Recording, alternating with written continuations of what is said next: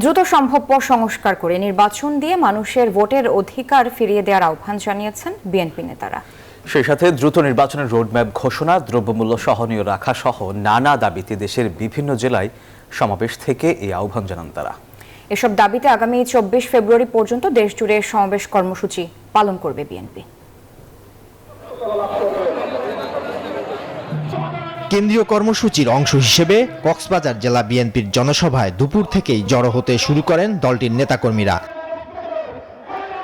সমাবেশ ঘিরে রঙিন ব্যানার, ফেস্টুন, তোরণে সেজে ওঠে পুরো শহর। সমাবেশে প্রধান অতিথির বক্তব্যে বাংলাদেশে আওয়ামী লীগের রাজনৈতিক মৃত্যু হয়েছে বলে মন্তব্য করেন বিএনপির স্থায়ী কমিটির সদস্য সালাউদ্দিন আহমেদ।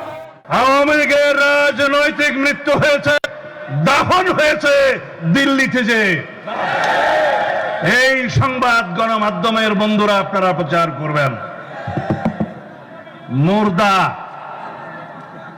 মুর্দা ফ্যাসিস্ট হাসিনা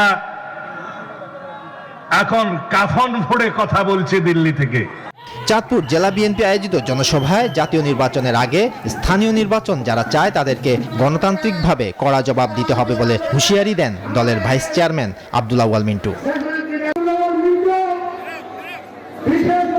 দুপুরে ভোলায় দলীয় কার্যালয়ের সামনের সড়কে আয়োজিত সমাবেশে জহিরুদ্দিন স্বপন বলেছেন, সংস্কারের নামে নির্বাচনে বিলম্ব বরদাস্ত করা হবে না। নেত্রকোনা জেলার 10 উপজেলা থেকে খণ্ড খণ্ড মিছিল নিয়ে পৌর শহরের পুরাতন কালেক্টরেট মাঠে সমাবেশ স্থলে এসে যোগ দেন নেতাকর্মীরা। প্রধান অতিথি ছিলেন যুগ্ম মহাসচিব ইমরান সালেহ প্রিন্স। টাঙ্গাইলে দুপুর থেকে শহরের পৌর উদ্যানে বিএনপির সমাবেশ শুরু হয়। এতে প্রধান অতিথি ছিলেন দলটির স্থায়ী কমিটির সদস্য ডক্টর আব্দুল মঈন খান। বগুড়ায় সমাবেশে অংশ নেন বিএনপি চেয়ারপারসনের উপদেষ্টা মোহাম্মদ আব্দুস সালাম। এছাড়া ঠাকুরগাঁও, মৌলভীবাজার, মাদারীপুরে সমাবেশ করে বিএনপি। Desk report, news 24।